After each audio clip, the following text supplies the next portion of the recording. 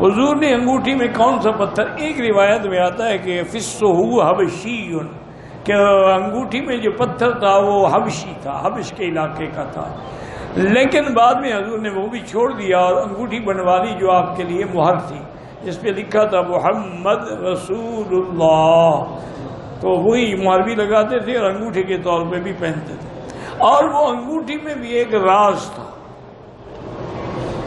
اللہ کے نبی کی وفات کے بعد وہ انگوٹھی ملی حضرت ابو بکر کو رضی اللہ عنہ، انہوں نے محفوظ رکھی،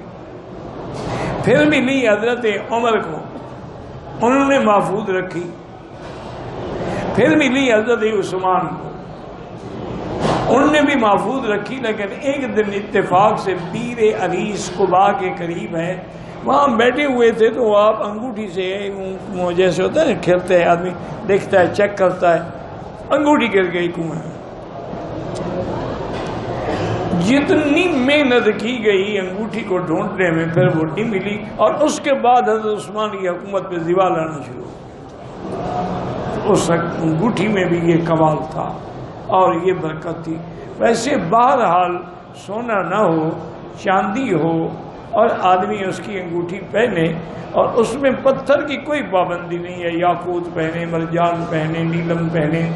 ڈائمنڈ پہنے، کوئی بھی پہنے، اس کی کوئی پابندی نہیں، لیکن ان کو نفع نقصان کا مالک نہ سمجھے۔